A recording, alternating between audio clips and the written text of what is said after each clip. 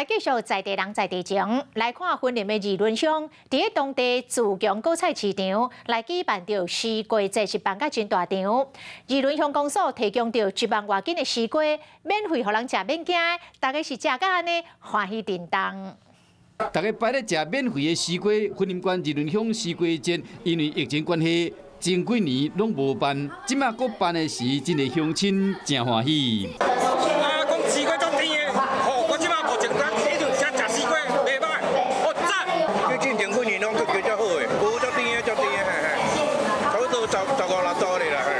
议论乡种西瓜面积将近230公顷，是全台湾上重要的产地之一，而且唔那产量大尔，品质甲甜度，因为地理位置的关系，拢真赞。我们吃浊水溪的水，那灌溉出来的西瓜有微量元素之外，还有很多的矿物质，当然甜度是最棒的。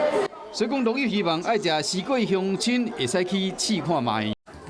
华视新闻看起来，赶快订阅我们的华视新闻 YouTube 频道，欢迎按赞、订阅、开启小铃铛，最新最及时的资讯要提供给你。